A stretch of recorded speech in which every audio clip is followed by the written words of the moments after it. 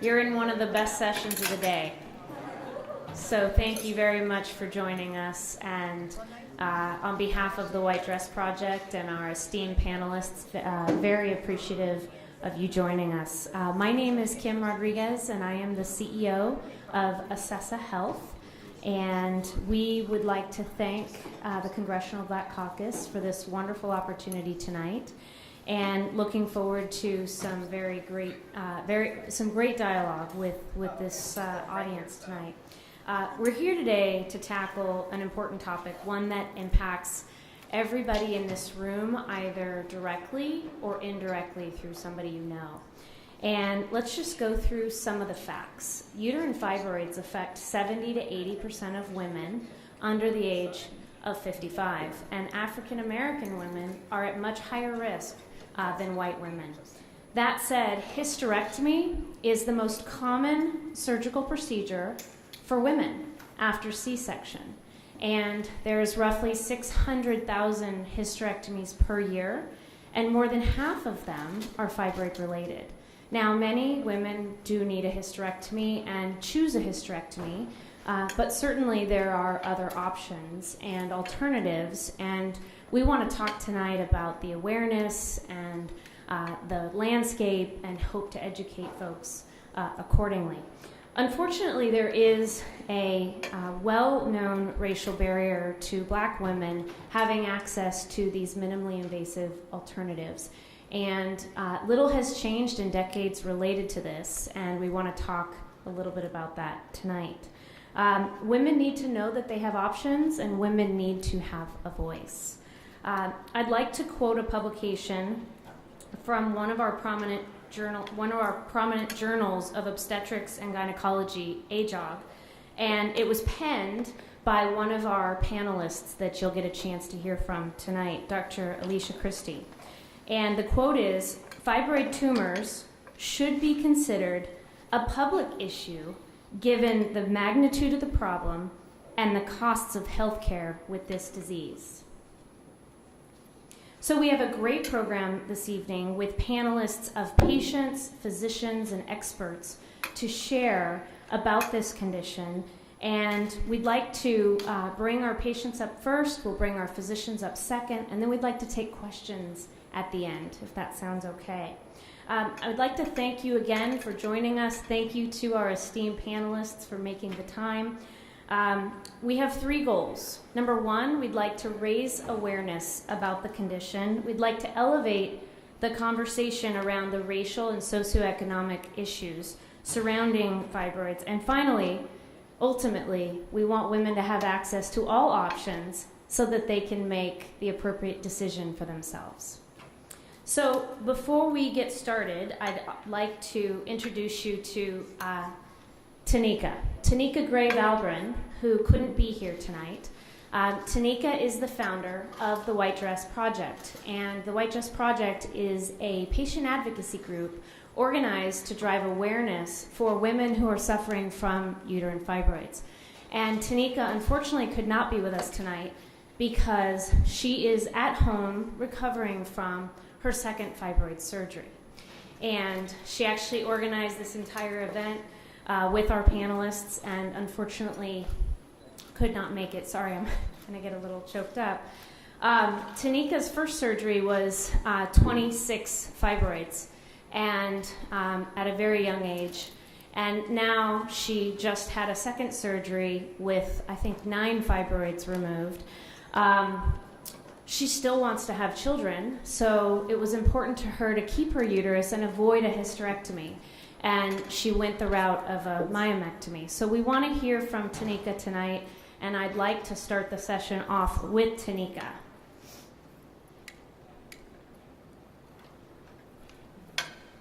Hello everyone, my name is Tamika Gray-Valgren, and I am the founder of the White Dress Project for Uterine Fibroids Awareness. I am so excited to welcome you all to the Congressional Black Caucus and our special session, Healthcare's Blind Spot, the racial and social disparities of uterine fibroids. I really wanted to be there with you all today, but knew that it was very important not only to serve as an advocate for women suffering from uterine fibroids, but also to take care of myself. After bleeding for 45 days in June and July of this year, I knew that my fibroids had returned, and I knew that I had to do something about it. So last Tuesday, on September 4th, I had my second myomectomy to remove my fibroids. Obviously, after starting the White Dress Project in 2014 and having my surgery in 2013, I didn't think that I would be in this position again, fighting for myself, advocating for women, and still not knowing what the real causes of fibroids are. But I knew that I still had to share my story. I still had to continue sharing my voice, because I know that when we share our stories, it's really when we get to the heart of what this epidemic is about and how it impacts our life, how it impacts our quality of life. So today, I ask you to please listen to the panelists, hear their personal stories, hear from our clinicians the research that we've gotten underway and what there is left to be done about fibroids. It is only when we come together, hear stories, learn from the research that we already have, and implore our legislators to do more, to raise more money, to have more legislation about uterine fibroids, that we will get to the place where we are understanding why this impacts us the way it does. Thank you again for joining us. To the Congressional Black Caucus, thank you for giving us a voice that organizations like the White Dress Project can share our stories. Thank you to our panelists, our White Dress Project ambassadors all around the world who are deciding that it is important to share our stories so that people know how this epidemic impacts us all. And certainly, last but not least, thank you to ASESA for finding it important to join with our organization to share the message of women's stories and show why knowing our treatment options is so important. I'm sure today you'll learn more about our campaign, #GoodbyeFibroids. And once again, thank you for coming, and thank you for understanding why this epidemic is so important. We have got to share our stories and our voice in order to impact change. Thank you.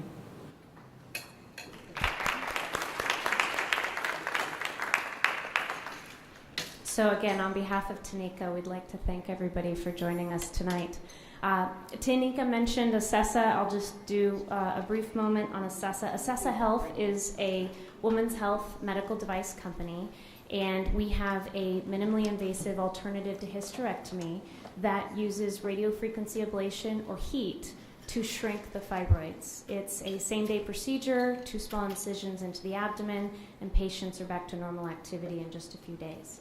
So that's it on ASESA. What I'd like to do is turn our conversation over to the discussion tonight, which is what's really happening with women who are suffering with fibroids on a daily basis. And this came from our Goodbye Fibroids campaign that we're doing in collaboration with the White Dress Project. And this was one of the petitions that was signed by a patient who could not get insurance coverage in her market for this alternative. And she says, quote, "Life with fibroids interferes with my school, job, social gatherings. Since 6th grade, I have suffered heavy menstrual bleeding and embarrassing accidents and staining my clothes. I miss so many family events and social gatherings due to these unwanted symptoms." And this is the story of women suffering from fibroids, and many, many women suffering in silence. And this is what drives all of us that are here tonight, the panelists, and those of us at ASESA Health and the White Dress Project, to drive the awareness forward. So what are fibroids? They are benign, non-cancerous tumors in the uterus, and they grow in and around the uterus. These fibroids grow inside the canal, within the walls or the layers of the muscular section of the uterus, and then outside the uterus facing the abdominal structures. So fibroids can be found throughout the entire uterus. And this is what makes the condition so very complex. Fibroids come in all shapes and sizes, from a blueberry to a cherry to an apple to a grapefruit. And women can suffer from a few to many. One of our clinical trials, we had one patient with 29 fibroids. And that was the most we've treated with our procedure, at least in clinical trial. But you heard Tamika had a surgery previously with 28 fibroids. So this is not uncommon based on the 2 data points that I have. That said, from a symptom perspective, what is not normal? It is not normal to bleed through clothes. It is not normal to have a period last beyond 7 out to 10, and I think Tanika just said 43. So you can understand the gravity of this situation that we're faced with. Painful sex, pain and pressure, looking like you're pregnant when you're not. Fibroids is a common problem. As we talked about, 70 to 80% of women suffer from fibroids, and about 25 to 30% are symptomatic.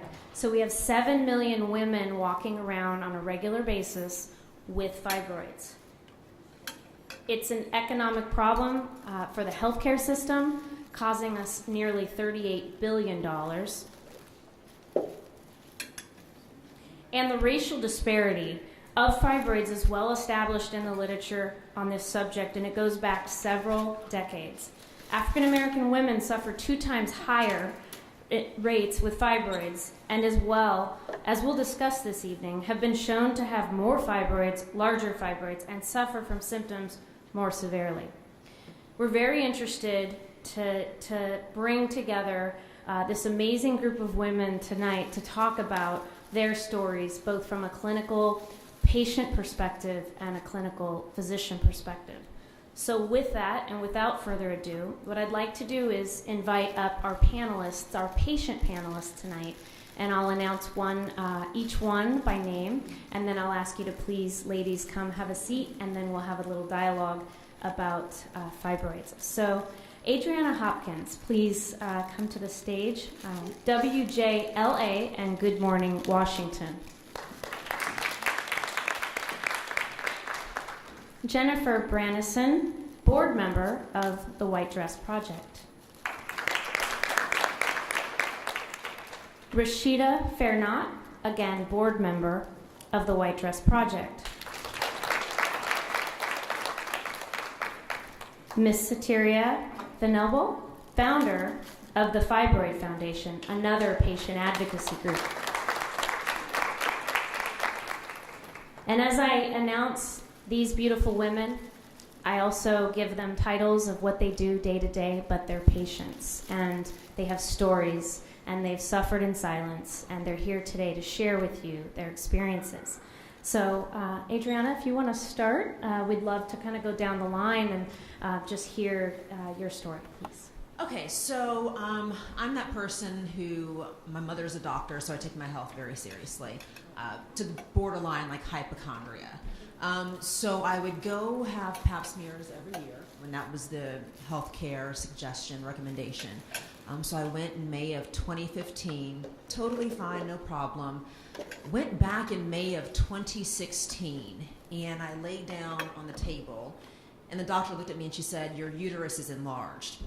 And I noticed that I had like a little pouch, and I'm thinking, well, I hit 30 and my metabolism slowed down. I'll just do more ab work.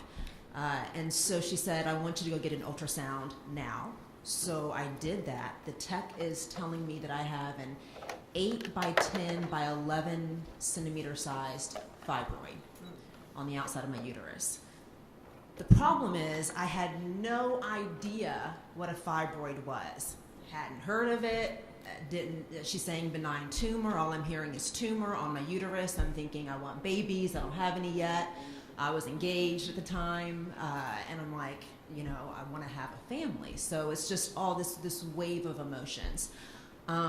You mentioned knowing your options and getting options. I had one doctor tell me to just leave it. I went to a fertility doctor because they preserve your fertility. That's what they do. she said I want it out, and I want it out ASAP because it grew so fast in a year's time. And she's like, I don't know why it did that. I don't know when it started, how it got so big. I don't know how many more you have in there, so I want it out. So she referred me to another doctor. This is when I was in New Orleans, and that doctor happened to be like the #1 fibroid surgeon in the region. And she was just a godsend, because I'm sure that you ladies can attest to the fact that when you're finding this out, the first thing you're thinking is, what did I do wrong? What did I eat? What products did I put in my hair? What can I do to prevent it? And unfortunately, a lot of times the research is we don't know. We can't pinpoint a cause. It's not relaxers. It's not red meat. We don't know. I've had doctors tell me that for every time they think, okay, people who don't eat red meat don't have fibroids, vegans walk into their doctor's office and they have fibroids. So that was probably the most frustrating thing.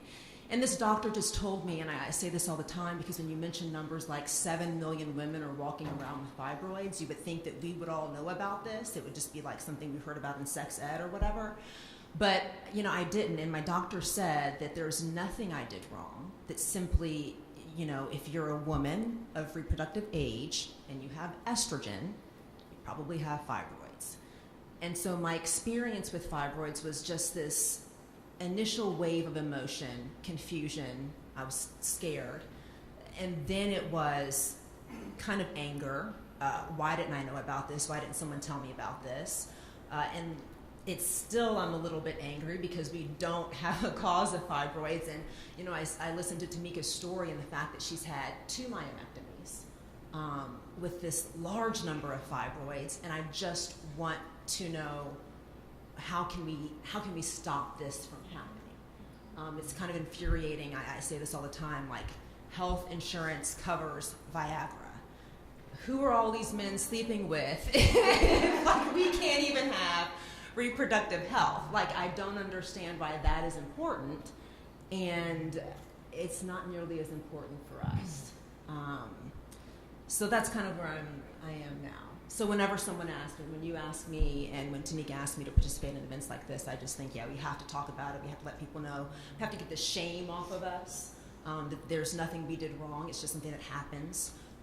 And so I'm happy to be here for that reason. So, your turn. Thank you. That was great. Thank you so much. Yes, Adriana, that was great.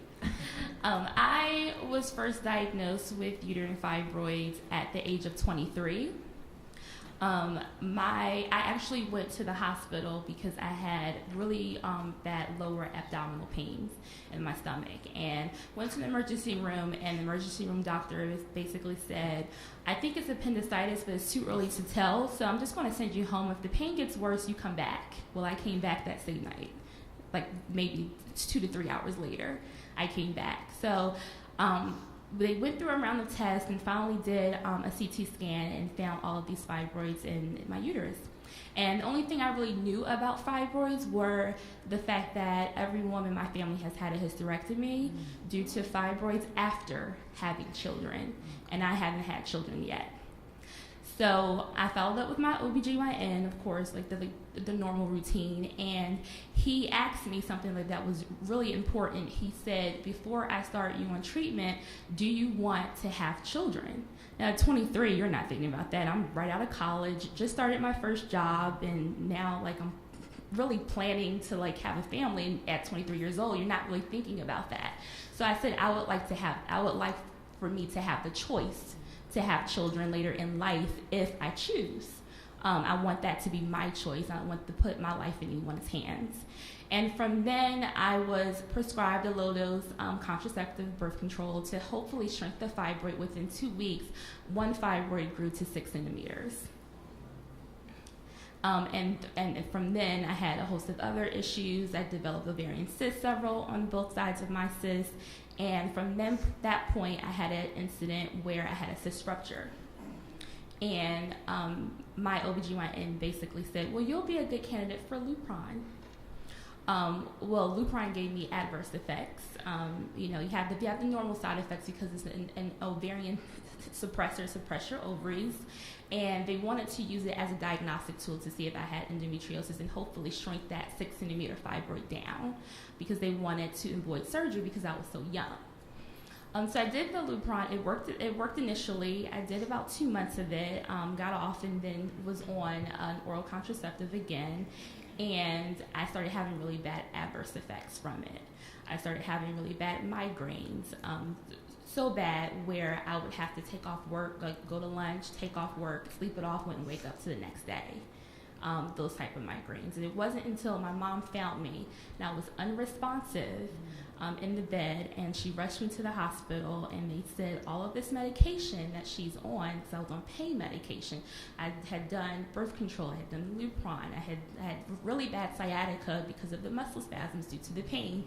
And I was told that I needed to have a spinal tap immediately because all of these drugs are messing with your brain function. And this was all because I was just initially diagnosed with uterine fibroids. And went through the spinal tap. Thankfully, that came out negative. And then I wasn't on any drugs at all. I stopped all drugs. And was referred to an infertility specialist. I was actually referred to 2. One denied my case and said she couldn't help me. There was nothing she could do. The second one knew what was wrong, so he invited me to come to his office, did a consultation, and said, I can look at you and tell you have endometriosis, but I can't be sure until we do surgery. But while we're in there, I can take care of that fibroid for you that grown to 6 centimeters. And he said, you're going to have to get that taken care of anyway if you want to have children.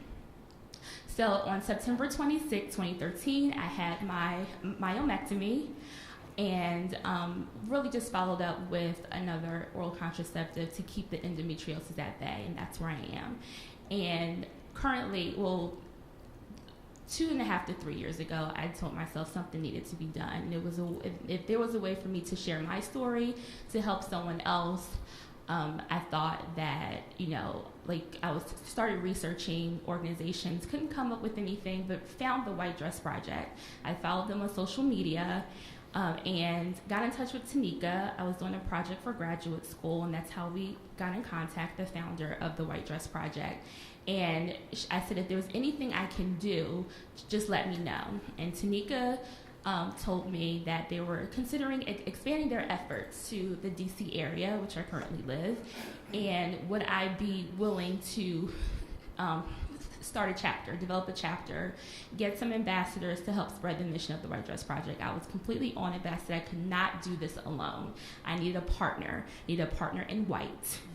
And that partner was Rashida Farahani. And it really just started with one phone call. We swapped stories about our fibroids and bonded, and that's really what the White Dress Project is all about. Tamika really turned her pain into a movement, and we are a community of women who are transparent about our experiences with fibroids, and that really does help the patient when they're making really tough decisions about their health. So I'm very thankful to the White Dress Project for just, having a community of women that you can really talk to about it and know that you're not alone. So thank you. Thank you, Jennifer. Am I already on? Oh, yeah. Okay. Oh, God. Every time I hear stories, I just get emotional. But so my fibroid journey is similar in a certain sense to these ladies. I was diagnosed with fibroids probably back in the early 2000s, around 2004. So I had just graduated from undergraduate college, and I actually had a cyst that ruptured, and that sent me to the hospital in the middle of the night, excruciating pain. Shortly after that, I was in extreme pain, and my doctor suggested, you should follow up and see if you have fibroids.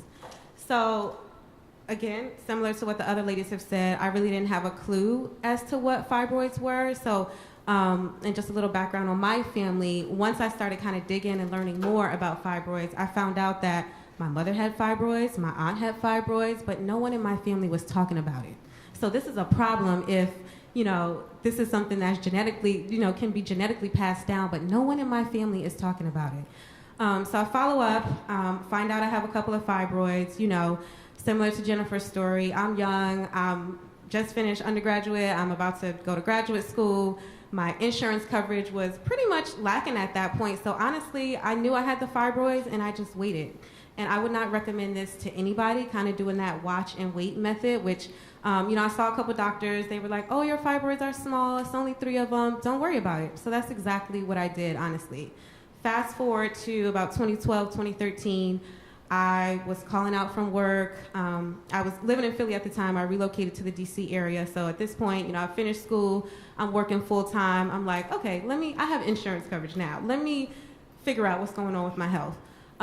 So, you know, I'm waking up in the middle of the night in pain. I'm bleeding extensively every month. It's to the point where I'm like, this can't be normal. Follow up with my doctor at this point. So now this is over a span of almost 10 years. I had 13 fibroids, some really big, some really small. At that point, my doctor was like, you should really consider the surgery. At the time, I was very terrified of surgery. And again, I had kind of looked into fibroids early 2000s when I found out I had one, but I kind of looked at it and then put it in the back pocket. So I didn't really do much more after that until it became a more pressing issue for me because it was causing me so much pain every day. So my doctor at the time, my OB, recommended, the only option really he offered me was to do the open myomectomy surgery, which is just the open large cut. You're, you know, pretty much out of commission for 6 to 8 weeks.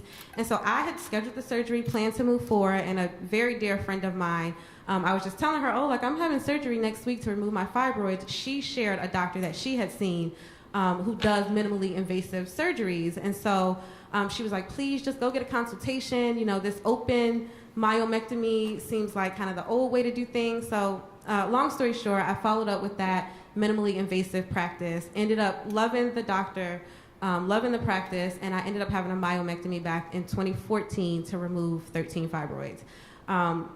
After my follow-up, I found out that because I had the fibroids for so long, they had impacted my fallopian tube. So the fibroids had sat pretty much, I had 3 really large ones, kind of making a triangle at the top of my uterus, so in the center, and then 2 really large ones kind of clamped on my fallopian tubes. So I came out of surgery, and the doctor was pretty much like, your fallopian tubes are damaged. You know, I went into it knowing that I wanted to be able to have children. Obviously, I wanted to keep my uterus intact, but you know, it's a symptom of pretty much living with fibroids and not doing anything, doing that watch and wait method and letting them kind of grow and grow and grow over time. So my doctor told me that I was devastated. Honestly, I cried for months. My boyfriend at the time was okay with it to a certain extent, but I think in the back of his head he really wanted children. So for me to get that prognosis from the doctor was really it was life-shattering for me. But I will say there is a God. I followed up, and you know, they were doing the dye test to see what was open. None of the tests were saying that my tubes were open. Literally about 6 months after I had the dye test, I got pregnant, and my daughter will be 2 in November. Now I had a very rough pregnancy because the research is so limited. I have no idea if the pregnancy issues that I had are related to fibroids. I think so. I had fibroids while I was pregnant. So since then, since my initial surgery, I've had 3 fibroids that have come back. While I was pregnant, one of the fibroids, and probably my second trimester, was growing, and the doctor was worried that the fibroid would outgrow my baby. But I say to this day, and she's shown it in her personality, that she is a fighter. She's a feisty toddler, but she overcame that fibroid, and I was able to go full term with my pregnancy. So although I kind of feel like I'm the anomaly on the stage, and Cecilia, I don't know the details of your story yet, so I'm excited to hear. But I'm excited to kind of be, I feel like one of the lucky ones. Like I was able to at least overcome fibroids and be able to reproduce and carry my daughter to full term. So that's my story. Thank you, Rashida. I agree. The stories are they just blow you away and fuel us in the advocacy world to keep doing this work. I was diagnosed in my mid-20s with a fibroid. Like many of the ladies here, I had never heard of the word fibroid, which many of you probably have had that experience as well. So you're initially scared. You don't know whether it's cancerous or not. Fortunately, it's not, but you still don't know what this growth is in your body. I went to my OBGYN, and she said, you need to have a hysterectomy. Well, being in my mid-20s, I thought that was crazy. So I went to another physician, and she said, I can remove it. It was a 7-centimeter fibroid directly on my bladder. So then it was causing issues with your bladder and, running to the restroom every 5 seconds. So I took Lupron, which is that's another story, because Lupron is classically used, and it has been improved over time. I can say that greatly over what it was when I took it. But Lupron is utilized frequently to prep you for surgery, and some of the side effects I experienced were hypertension, anxiety attacks. Coming off of it while you're recovering from a surgery is an absolute nightmare, but that's another story. So I was prepped to have a hysteroscopy. I was taken into the surgical suite. They did not prep me correctly, so the doctor punctured my uterus with the surgery implement. No fibroid removed, brought me out of surgery. So I had the Lupron for 3 months, went into surgery, nothing was done. Fortunately, she didn't have the skill to remove it, and she probably would have really injured me, or I would have wound up with the hysterectomy. So in hindsight, even though it was horrifying, upsetting, I had flown my whole family into town for the surgery to help me, and we had no success. So naturally after that, I was really nervous about having another surgery. So 5 years later, I was in another city. And I had started taking birth control pills. I had been on birth control pills to control the bleeding. It worked well until it didn't. And I started having breakthrough bleeding. And I knew that the fibroids had come back, or there were more of them due to the breakthrough bleeding. So I thought in my mind, because I try to be a problem solver, as many of you probably are, okay, if the birth control pills aren't working, maybe my body can hold back the symptoms between periods better than this pill can. I was right about that. But when my period started, like Tamika, I bled from February 2nd to my surgery on April 25th. And my hemoglobin, which is another issue that I had to get educated on, which is the amount of oxygen in your blood. Many women with fibroids are severely anemic. My hemoglobin has gone as low as 5.6. It's supposed to be between 11 and 12 for most women. So on April 25th, I had a 2-centimeter pedunculated fibroid removed, which is inside the uterine cavity. So this little 2-centimeter fibroid my body was trying to flush it out. Our bodies are very intelligent. When it notices something that's foreign in the system, it will try to extricate it. And when women are diagnosed with fibroids, they don't always have huge, enormous fibroids.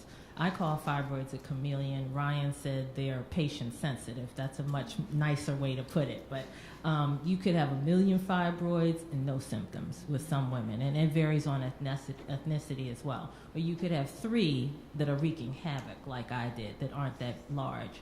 So the fibroid, that surgery did take care of those symptoms, but in my case, with each of my 4 surgeries, the fibroids have returned in under a year, which is incredibly frustrating. So my 3rd surgery was 5 years after that. It was an open myomectomy, and my doctor, I researched him because I had had so many bad experiences. He's a reproductive endocrinologist in Chicago. He's amazing. He held my hand, stroked my hand while he was putting me under. These are touches that I really focus on educating women you need because fibroids are a type of trauma. You run in and out of jobs and left work to go change underwear and, had a bleeding episode that was embarrassing. You're fatigued. The list goes on. And so when I met him, he did a lot of things that made me very comfortable, which I, referenced so that you can ask the same of your physicians. One, he asked me to go have an MRI because really to be able to, each fibroid has its own blood supply. So in order to be able to see that, you have to get an MRI. An ultrasound doesn't reveal all of the nuances of your fibroids. The other thing he did was he drew me a picture of how he was going to remove my fibroids. And so at that point, I felt comfortable that I wouldn't come out of the surgical suite with a hysterectomy. And again, the myomectomy is really tough to recover from. They say 6 to 8 weeks, but it really is far, far longer because I literally tiptoed back to work after 8 weeks. I was very tender, and you can't drive for a period of time. So my fibroids grew back in under a year again, and after that I said, this is it. I'm not having another surgery, so I became a pescatarian. So I said, I started to notice that if I ingested hormones, my body just really reacted in a negative way. So I didn't eat any meat for 7 years, and it did lengthen the time between surgeries, but then in 2014, I had to have a UFE because I had the desire to retain my uterus, but I did not want a hysterectomy, and so I opted for a UFE. And again, I researched the physician in great detail, and a uterine fibroid embolization, I'm sorry. Thank you for raising your hand on that. So that is where they inject little pellets to cut off the blood supply of the individual fibroid, and then the fibroids then shrink. So that was the last surgery. And I know, Kim, you're going to talk about hysterectomy or the desire to not have hysterectomy later, so I won't go into that, but that is my story. Thank you. Soteria, thank you. Thank you very much. So there's clearly a common thread in terms of presentation and symptoms. What's not common is the response you received when you presented in a doctor's office with symptoms and a problem.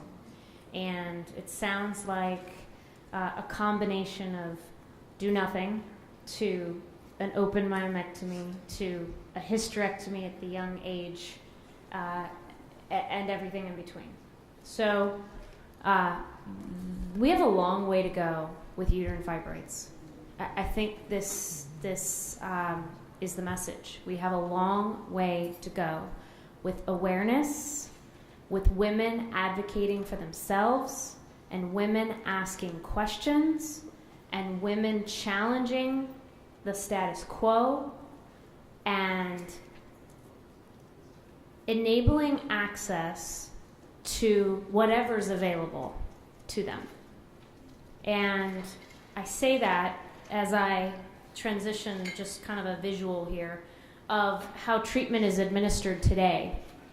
And you can see that hysterectomy is 4 to 8 times higher than the myomectomy procedure that our patients here have received.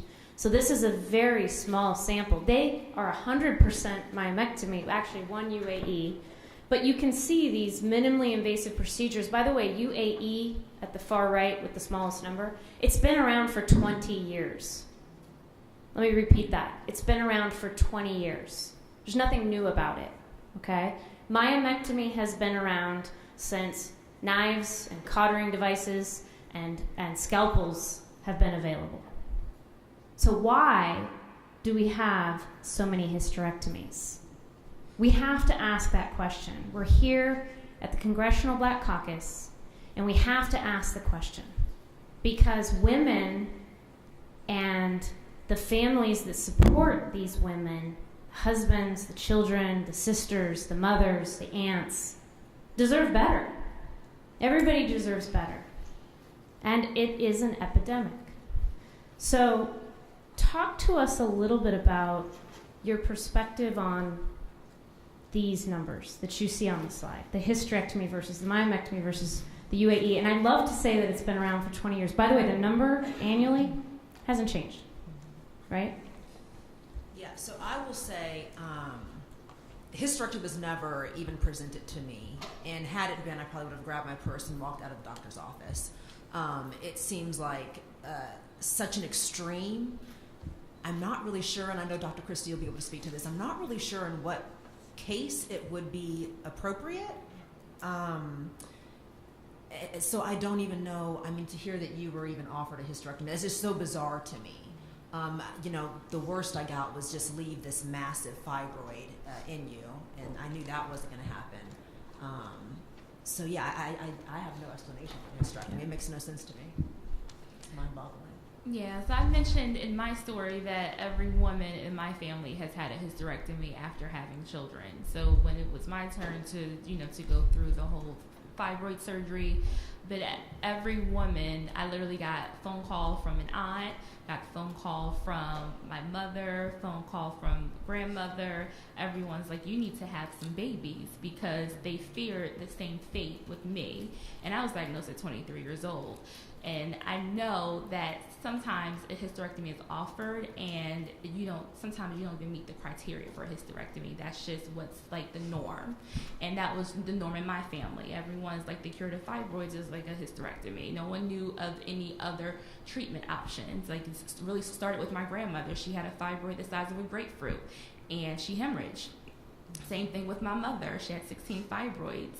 And they grew to astronomical sizes, and she hemorrhaged, which means that she just couldn't stop bleeding, and was offered hysterectomy. And same thing with a host of aunts, host of just other relatives, cousins, everyone just had a hysterectomy after having children. And it could have been when their child was 2 all the way up until the time the child was grown. Just it varied in ages as well. So, but I wasn't offered a hysterectomy as a treatment option. And I'll second that. So I was not offered a hysterectomy as a treatment option. I was, though, just offered one option. And I do have friends and family members who have been offered hysterectomies to solve the issue with fibroids. So while I'm familiar with it, it didn't happen to me personally, but similar to Adriana, I probably would have just grabbed my stuff and left and found a different provider. Because one of the things I think you have to do is find a doctor, a physician, a practice that works for you. And if you don't feel comfortable, similar to what you were saying about the bedside manner going into surgery, you need to find somebody who's actually going to give you the proper care that you deserve. Because I do think that part of the healthcare system's practice is to get people in and out as quickly as possible. And this isn't the case for every practice, but I do think that is a common practice. So if I can just give you a quick diagnosis, get you out, tell you, you need a hysterectomy, and you're done, and you're out of my office, I can see the next patient, then that makes a doctor's job, easier, quicker, better. But that's my take on it. And I'll echo Rashetta's comments about your physician relationship. It should really be collaborative. Ideally, they should work with you to prioritize your goals, and then you get feedback from them on what treatment options are best based on your goals. I think now I've noticed a change in the views on hysterectomy. Before, I think it was perhaps perceived, and correct me physicians later if I'm wrong, but I think it was perceived that if a woman was over a certain age, a hysterectomy was fine. I think now more women feel comfortable saying that they're not okay with hysterectomy, even if they're finished having children. They would like to preserve their uterus, and you can run into other issues like prolapse and urinary frequency, things along those lines. So hopefully there's more information out there for women to really just speak up and express their true desires of what they want for their bodies. And I think Kim referenced too that there was a recent study that showed that less than 20% of hysterectomies are really deemed necessary. And we're still up at these numbers of 300,000 per year, which is shocking. Thank you, ladies. It's very helpful. And I think the other very interesting insight into what you're all saying is that picking your doctor, asking questions, doing your research is incredibly important. I would add to that, talk to your sisters, talk to your friends, talk to people, because as the slide shows, millions of women are suffering in silence, and women aren't talking to each other about what they're dealing with. And I think that's a really important component to it. In terms of the research, so I have a question about access to enough information. Do you feel like that there's enough information out there, for every level? No. and not by a long shot. And for me, like my then fiance and I, when we were going through this, and he's Googling his life away, and I'm Googling myself into a black hole. Just call me Dr. Google on fibroids, and of course it's like the worst stories come to the top.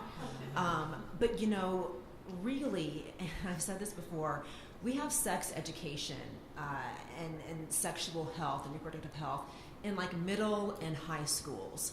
And I don't remember anybody saying anything about, bleeding past these days is too much and bleeding through this. I don't remember any of that. I don't remember anyone saying anything about fibroids.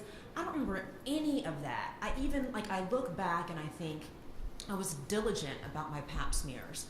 What is that testing for? Like cancerous cells on my cervix, maybe, whatever. But maybe if I had a transvaginal ultrasound with the pap smear, maybe they would have been able to see something else. It's just in terms of access to information, no. And I think it's simply because women's health and reproductive health is not a priority in the United States of America. And if it were, you wouldn't have health insurance companies say, you know what, have that pap smear every 5 years. 5 years? Do you know what happens in 5 whole years? Way too many things. Yeah, brand new fibroids, brand new tumors, brand new cancerous cells, whatever. It's ridiculous. So I feel like we keep scaling back on women's health care. And so the information, literally, when you say talk to your family, talk to your friends, that's where I'm getting information from. Because the internet's a dangerous place, and I'm certainly not getting it from, schools or anything else. So, yeah, the information is a joke. That's how I feel. No, yeah, I agree. I second that, Adriana, just because when I received my diagnosis, I got like a one-sheeter about like the uterine fibroids, and just basically it just went down the line of the symptoms you may have, what are fibroids, and that was pretty much it. And then I was just like you, I was on the internet, every search engine, Google, Yahoo, Bing, everything. I just searched my life away, and it really just took me into one big circle. Like I would search heavy bleeding, and uterine fibroids would come up, or I would search uterine fibroids, and it was the same thing on that one sheeter. Wasn't necessarily enough information, at least for me, to make a conscious just informed decision about my health at all. But going to my family, that's where I received the most information about, because it's like was largely just from generation to the generation to the generation. It was like a pattern of symptoms, a pattern of pain, pattern of hurt. And the pattern of treatment options as well. I was the only one that really had a myomectomy. Everyone else had a hysterectomy. So. I can just echo what these ladies have said. I agree. There is not enough information out there. When I actually started going through my Google crazy madness about fibroids was when my pain got bad enough for me to start thinking about the surgery. And that's when I actually came across the White Dress Project and reached out to Tamika and was like, what are you doing? What can I do? And, I honestly have to say it's because of the White Dress Project that I stepped out. Cover it, and Alabama says it's experimental and investigational. They both report to Blue Cross Blue Shield. Why? How do they make that decision? The other thing that I'd like to point out is that patients can get involved, and patients should get involved, through petitions, Goodbye Fibroids, White Dress Project, Fibroid Foundation. These ladies are leading advocacy groups that can help advocate on behalf of patients until we can get, from a legislative perspective, the attention that we need to have conversations with insurance carriers about equal access to choice and care that women deserve.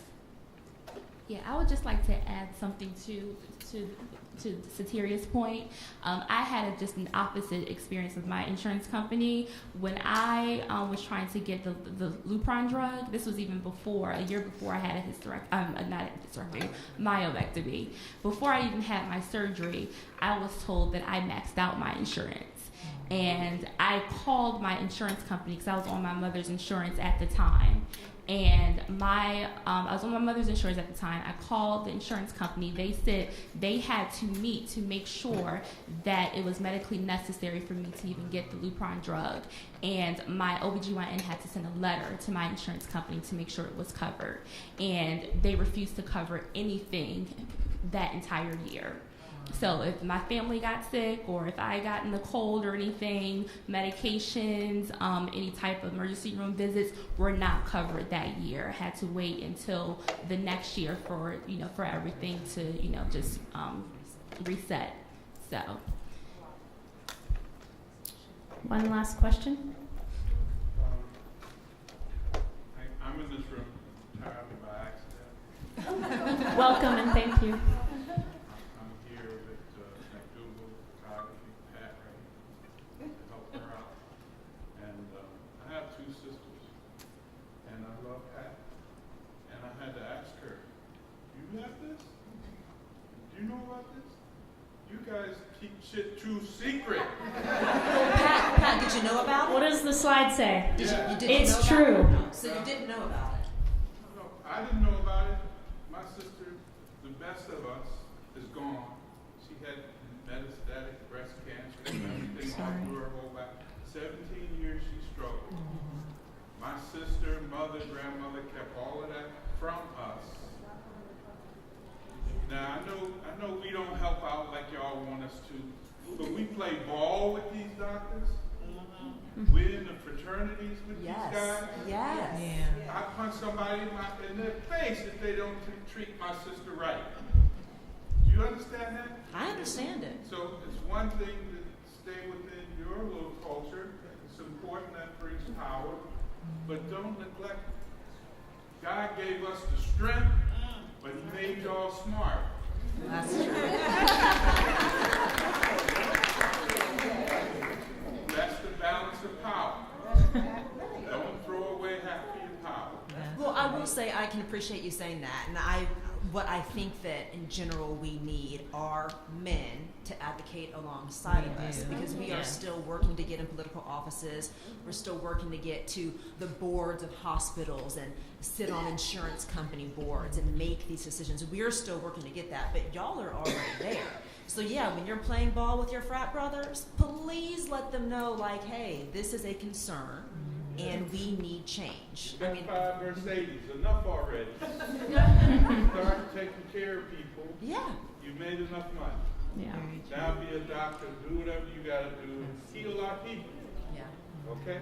And That's that's the right. message they'll hear from me, Good. but not from you. Maybe. Oh no, they'll hear it from me. All right. Okay. I'll shut up. Ladies, thank you very much. Thank you. So I'd like to invite to the stage Dr. Nicole Williams, founder and president of the Gynecology Institute of Chicago, minimally invasive surgeon, and Dr. Alicia Christie, deputy director of reproductive health and women health services at the VA here in DC. Oh, sure.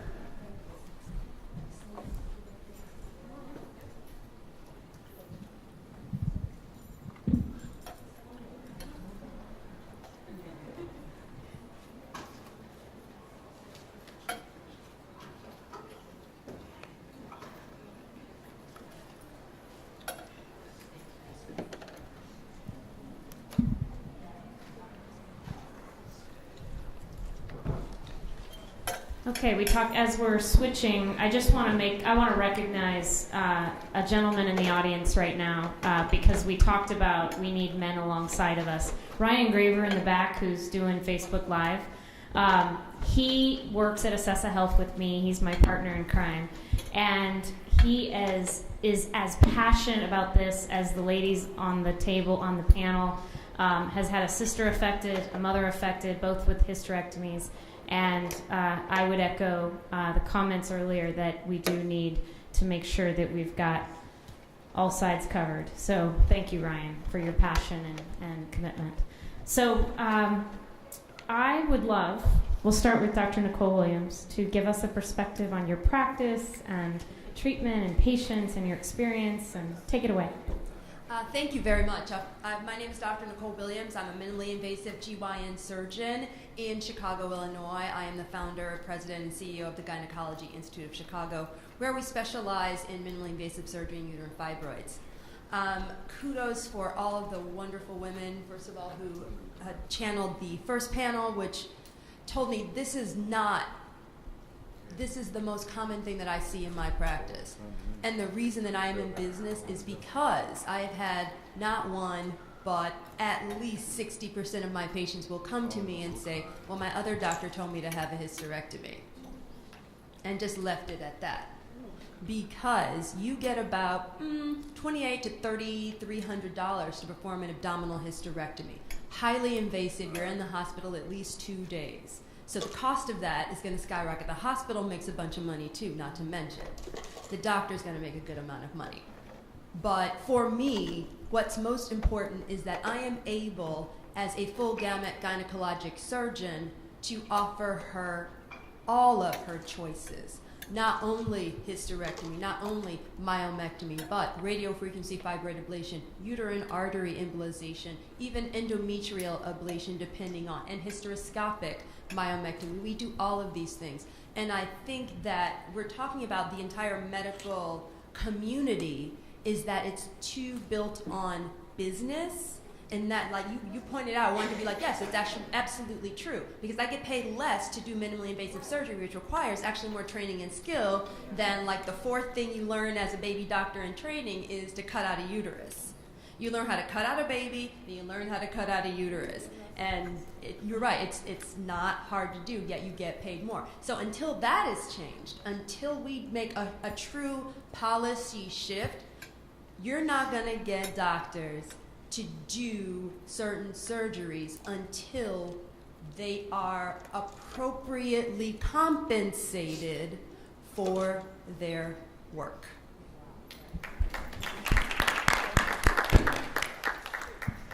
I'm Alicia Christie, and I'm an obstetrician gynecologist and a reproductive endocrinologist by background. I'm currently the Deputy Director of Reproductive Health for the VA, but the opinions I'm going to share today are my own and don't necessarily reflect the opinions of the VA or the federal government. I'd like to start by saying I'm here because I believe in the work of the White Dress Project. And I think it's important in terms of patient care, and what I try to do with my patients is you offer information and options. You don't make the choice for them. And I think what many of the panel has said is very important. You have to be your own advocate. And if you're not happy with the advice that you're given, get a second opinion. And I know the internet can be very daunting, and I know my husband calls me Google girl. That there's a lot of information out there that sometimes it's not helpful or sometimes it's not accurate. But what I see as my responsibility to my patients as well is to provide them with links, provide them with sites that can give them information that helps them to make their decisions. A lot of what I've done in the past 5 years or so has been to be involved in clinical research as it relates to both fibroids and health disparities, and also in my current position involved in healthcare policy. And there is a great deal of evidence that African American women get different care. And even when you control for income, they still get different care. They're more likely to get hysterectomies. They're less likely to get minimally invasive surgery. They're more likely to have complications, more likely to need transfusions. Part of that is access, and part of that is also provider bias. The Institute of Medicine has done a number of studies that show that people of color, and specifically African Americans, get different care. And so it becomes even more important to be your own advocate. Thank you. Thank you very much. Dr. Christie, as the leader of reproductive health at the VA, how do you look at the impact of fibroids on reproductive health specifically, and how do you view the various treatment options available to women through the VA system? And I've put on a slide just the available options today that Dr. Williams listed off. I've had the privilege of seeing patients in both the military healthcare system and the VA healthcare system. And I say privilege because I'm free to make recommendations based on what I think is the best medical options for the patient as opposed to what it means for me economically. And I think it's world-class care in both systems. That's not to say that there aren't access problems. But I will say also that my boss, Dr. Zephyrin, has recently published some research that shows that the VA offers comparable options in terms of minimally invasive care, and they compare favorably to national trends in terms of getting away from hysterectomy as the only surgical option. Thank you. We talked a little bit about, or actually Dr. Christie mentioned that African American women who underwent hysterectomies had more complications. So we have data backed up that says 40% more are likely to develop complications, 3 times as likely to have a longer hospital stay, and 3 times likely to die. So can you both, maybe we'll start with Dr. Williams, talk about react to this, and is this the source data set true? What's your perspective? Now, first of all, that is an abysmal number, and we should be publicly embarrassed.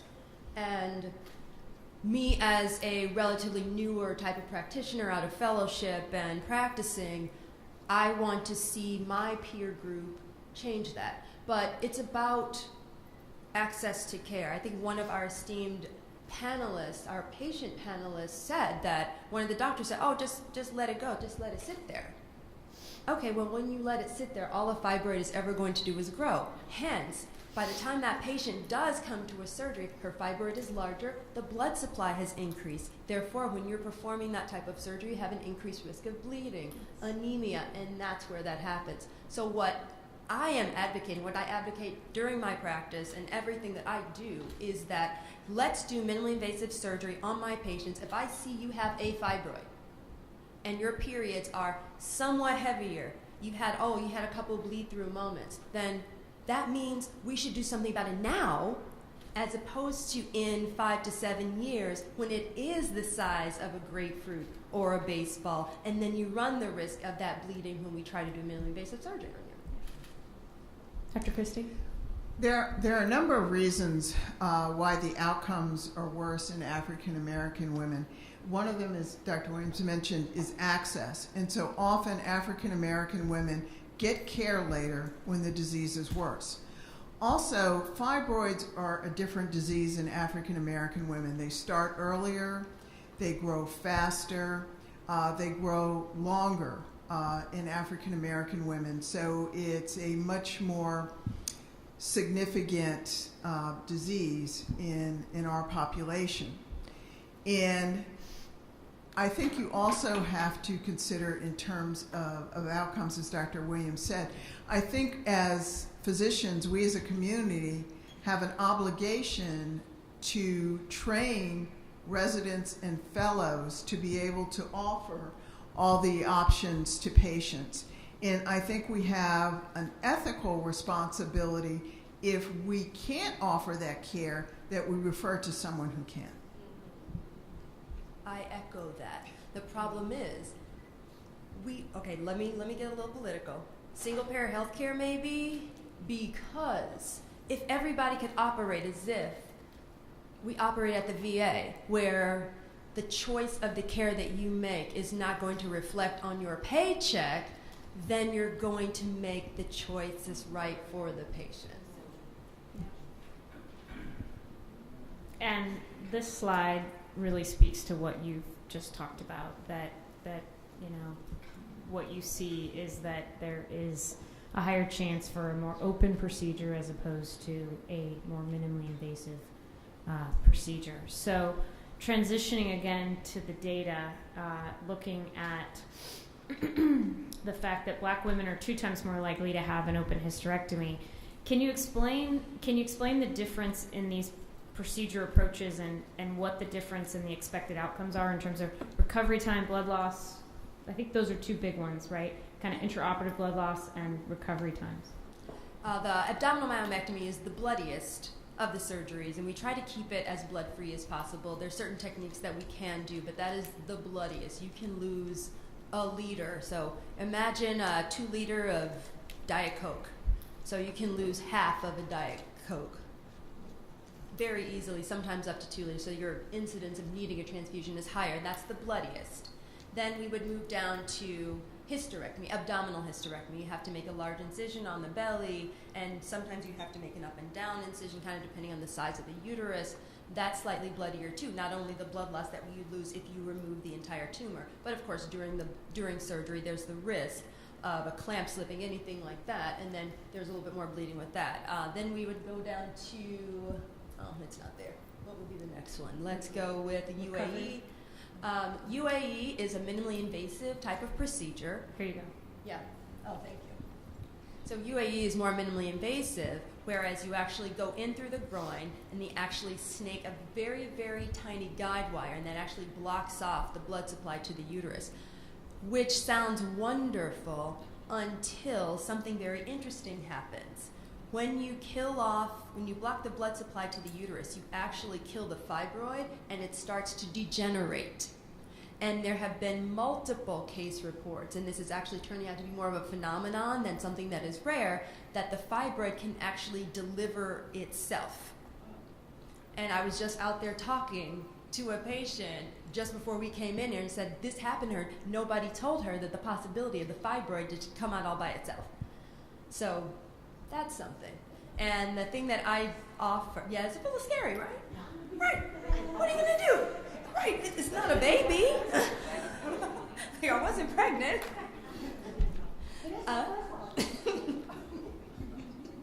Oh, goodness, girl.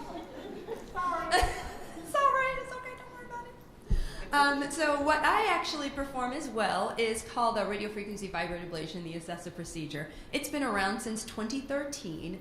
And it offers then we talked about, minimally invasive laparoscopic myomectomy, which is another way to perform a very similar procedure. You are somewhat limited in the size of the fibroid that you can do, because once you remove the fibroid minimally invasively, how do you get it out the patient? You would still end up having to sometimes extend your incision, and then sometimes the patient has to stay overnight. And the whole point is to do something minimally invasive that she goes home. So we do those as well. And then I also perform the radiofrequency fibroid ablation procedure, where we actually use ultrasound-guided way to target each and every fibroid. So we make a small incision at the level of the belly button and another one down by the hairline, and that's where we put in an ultrasound. So I'm scanning your uterus again. So this is your uterus here. I'm scanning it as we're actually performing the surgery. So we've actually found more fibroids than the MRI. We've found more fibroids than the ultrasound, because I'm putting my ultrasound right on your uterus. Then we actually take a long needle and we actually burrow right into the heart of the fibroid. Little tines open up inside the fibroid. We've actually measured the dimensions of your fibroid, and then we burn it. Depending on the dimensions of your fibroid, how long we actually do it. And we do that with each and every single fibroid in a patient that we can reach safely and effectively. And my patients get up and go home. Their pain is minimal, because the pain that she would be having would be done during the surgery. So they go, thanks for the Vicodin, but I didn't need it. I said, well, you can just sell it.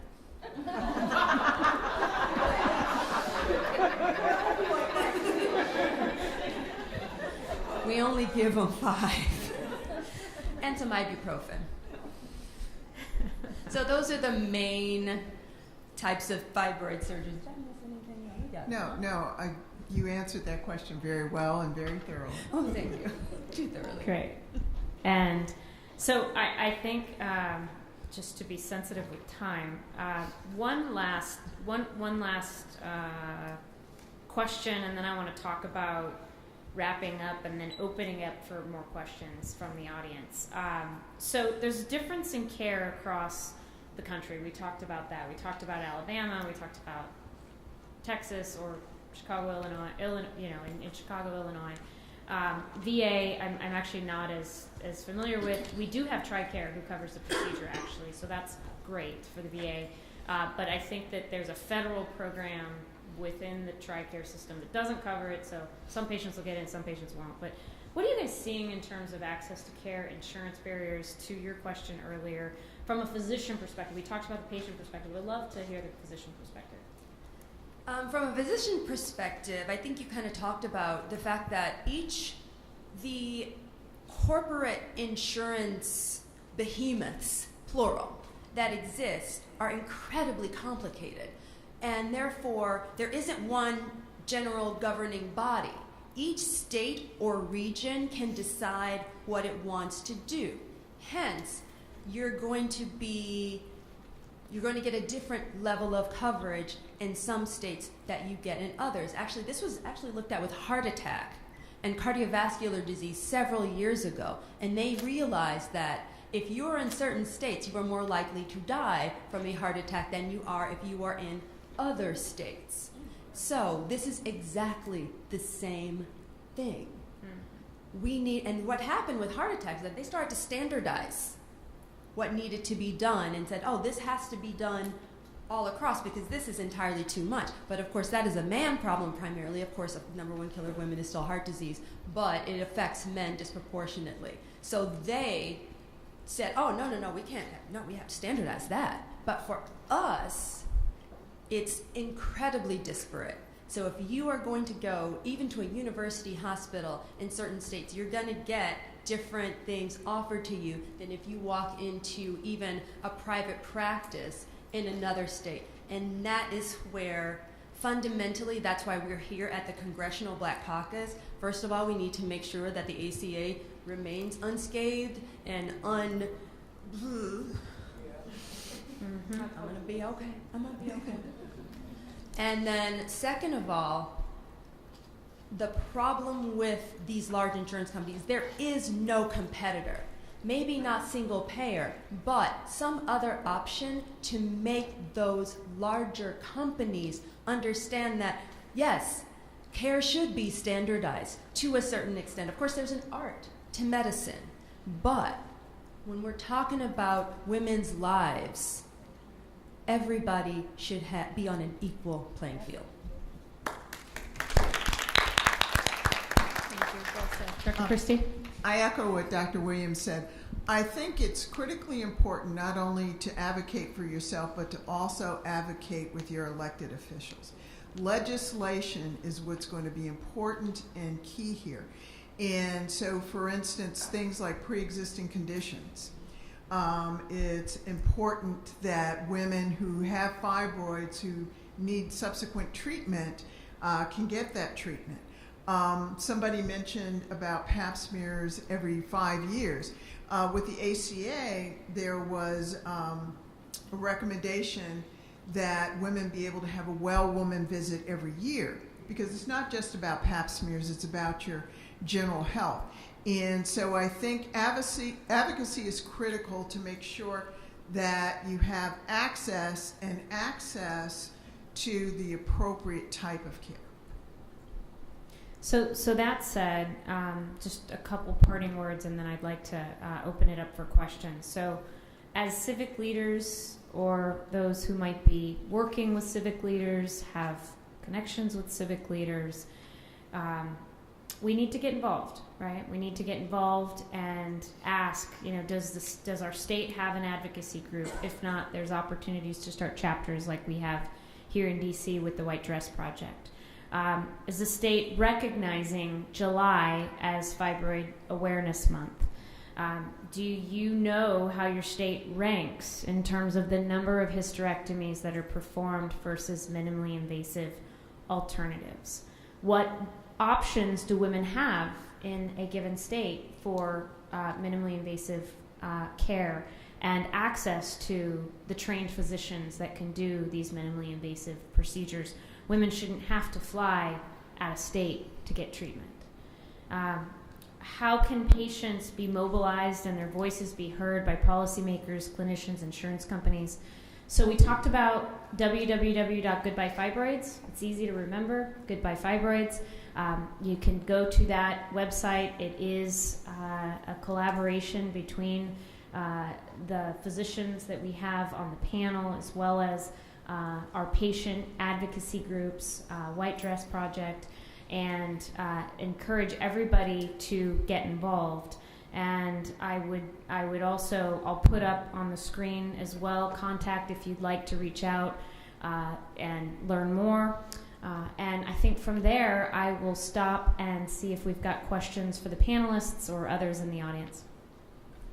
So, not to minimize the pain, discomfort, the risk of sterilization, all that comes along with that fibroid, I'd like to know if there's any link or correlation to long-term effects of untreated steroids, other than pain and sterilization. Again, not to devalue any of that, like links to cancer or any other, because that's always, people hear tumor and they think, oh Lord, I'm done. And I want to know, are there any statistics or studies that address that? Fibroids becoming malignant, and the malignancy is called a leiomyosarcoma. Most studies will say it's less than 1%. So the chance of it becoming cancer is very small, and that's not to say that it doesn't cause a number of other problems. And when fibroids do become leiomyosarcomas, one of the characteristics is they grow very big very fast. And so if someone has a fibroid that grows very large over a short period of time, it's more likely that the physician is going to recommend surgery because of that concern.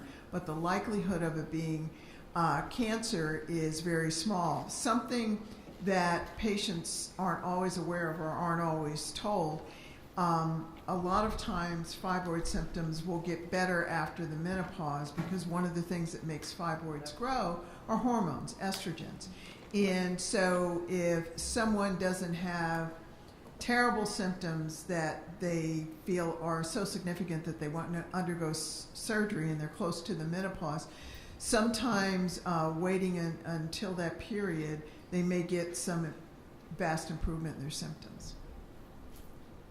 If I can ask the patients to come back up, patient panel group, that'd be great, because I want to make sure if any other questions come.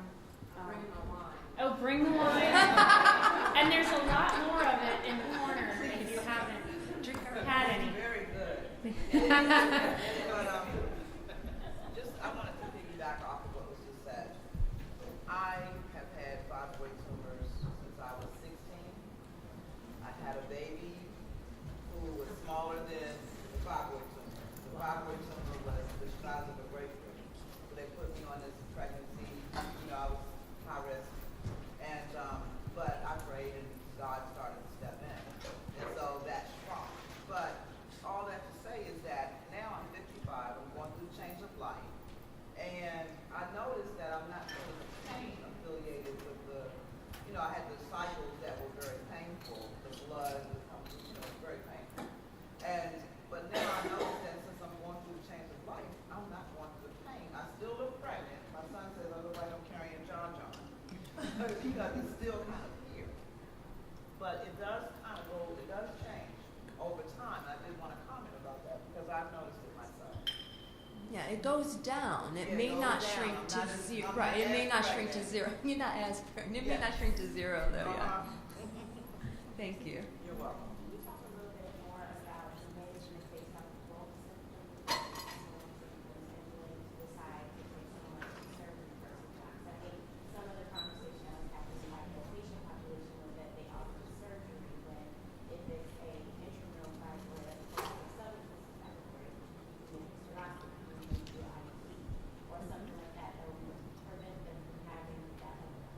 All right, so when I'm talking to my patients, I always go through my same spiel. 2 reasons why we'll bleed abnormally. One's going to be structural, polyp, fibroid, some other thing, adenomyosis, that's something else, or hormonal.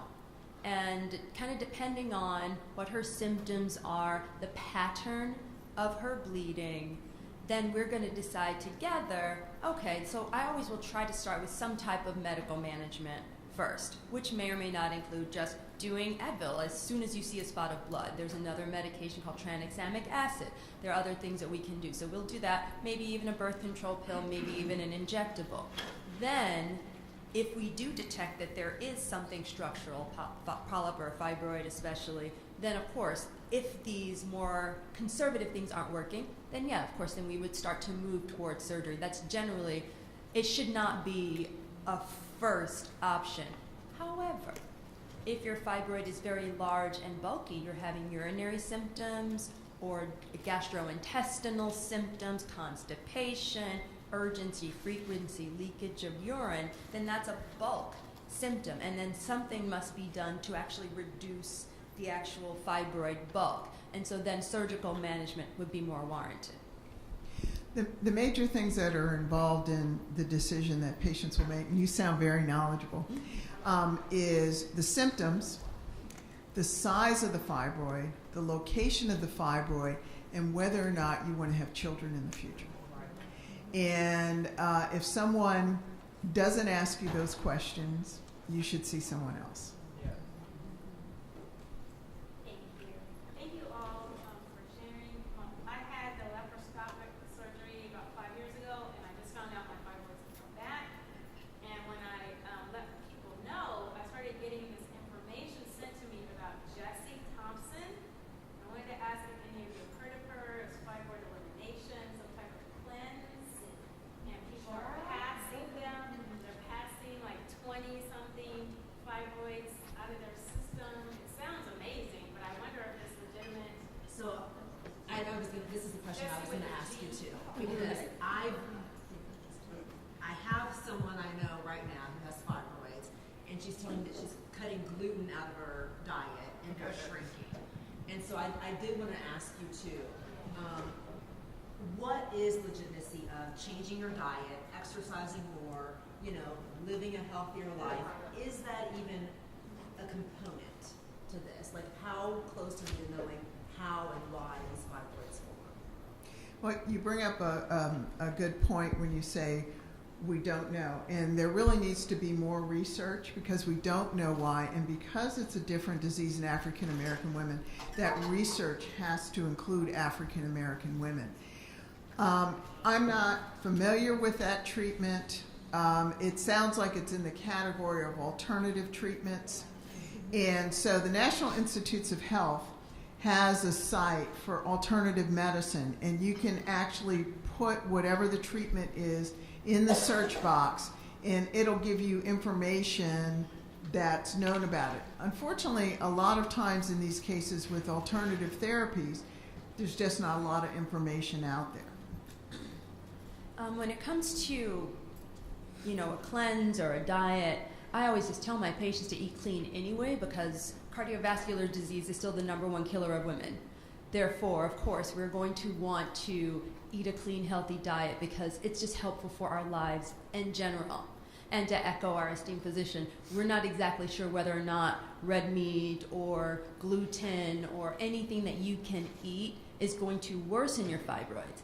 Having a background from West Africa is, from what we know, that's all we need. In the back of the room.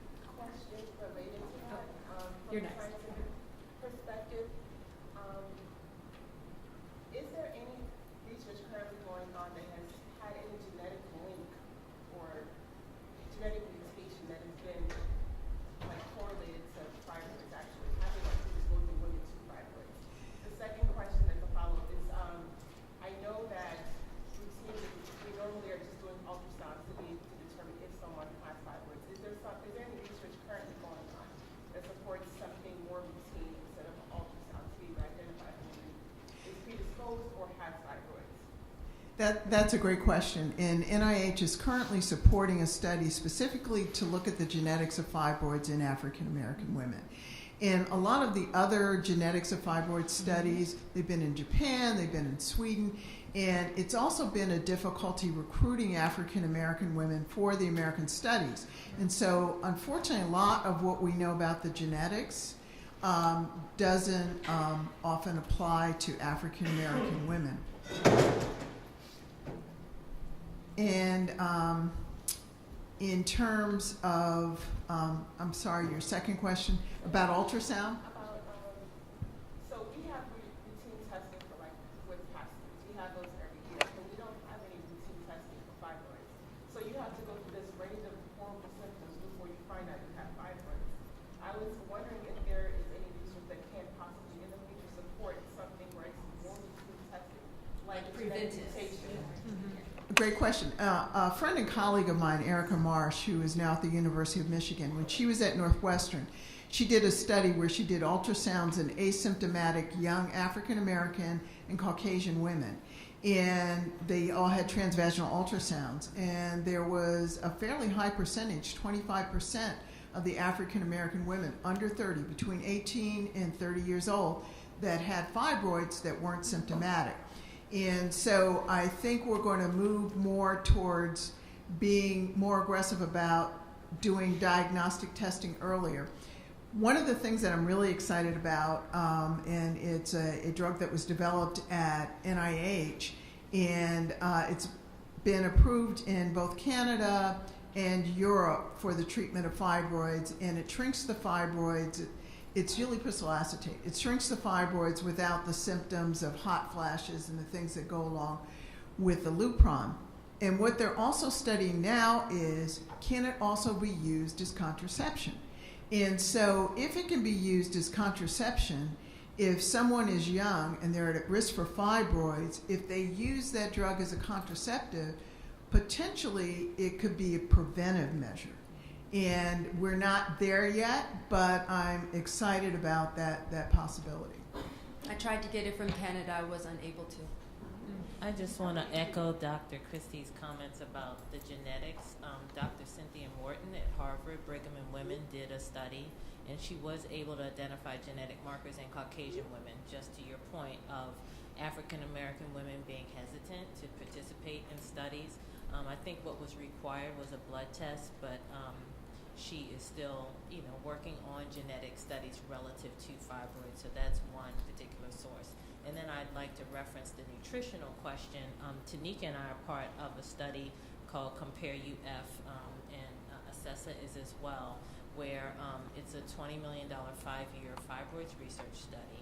And we are looking at additional studies to come out of that 5-year effort, and a nutritional one is one that we desperately need, and we're trying to get support for. So when you talk with your legislators, please urge them, because some women, we don't have any evidence of nutritional solutions to fibroids, data, if you will, but we do have stories of them. And I think that in my experience, a blend of holistic and medical has been very successful. I went to a napropath in Chicago who stopped my bleeding by adjusting me head to toe, or reducing it severely. So that's one of the things that really sustained me when I was really, really symptomatic and hemorrhaging like crazy. So I think if we are able to look at those types of solutions and blend them, I always say, if you're about to bleed out, do not go to the holistic source. You need a medical doctor immediately, and it is nothing to play with. But if you have the luxury of time and you find something safe that you can try to implement, because there's some things out here that are kind of crazy, and you don't want to do any herbs or anything that might impact your liver or things like that. You have to be very, very careful. But if it's something that's safe, that you have really researched and want to look at, it does work for some people. I have heard people have shrinking from changing diet and juicing and things of that nature. But just tread lightly, take good care of yourself. That's great insight. Thank you. In the back. Hi. Okay, so I have a family history thing going on. My mom, breast cancer survivor, had a hysterectomy done in her 50s. She had the large tumors, as this lady was speaking of, had those removed. My sister in her 40s, same thing, but a little less. I think she had like a partial hysterectomy. Well, I'm 39 years old. Last year, I had the uterine fibroid embolization done because my pain was excruciating. I'm, getting dizzy, vomiting. I had all of the headaches and all of those things. The faint spills and all of that. Well, I have 17-year-old twins who are in college now. some of the same symptoms with them. So my question to you is, at 17 years old, what options do they have as far as, because I took them to OBGYN, and she said, no, they're too young for this, they're too young for that, and I'm just like, well, what options do they have? They're sick, they're vomiting, their headaches, their mommy, but they don't want to do birth control. They're reading WebMD and diagnosing themselves and all this craziness. So, they don't want to do birth control. But I'm looking for some options to kind of throw their way so they can kind of, think it through. I mean, they're too young. I'm 39 and I had the UFE done. And I'm thankful I did because it's changed my entire life. It really has. But they're too young for that. So what can I help them with what can I do to help them with their symptoms? Because they are wearing me out. And I understand it because it took me 10 years to have my surgery done, but they're young and they're scared and they're not sure. And I'm not sure what to tell them, other than, the doctor giving them like naproxen or something like that. And because my mother had a hysterectomy, my sister had a partial, I had UFE. Their symptoms are very similar to ours. What are your thoughts on that? If they're afraid of birth control, another alternative I do offer my patients often is called tranexamic acid. It was a brand name of Lystada. You take it as soon as you see bleeding. It actually is made for hemophiliacs, which makes sense. So it actually helps to facilitate more stabilization. So you won't bleed as much. So if bleeding is their biggest symptom, I mean, of course, it's not going to do anything for fibroids. We really have to wait on the ulipristal to finish its studies and then come out, because I think it really could be a paradigm shift for the next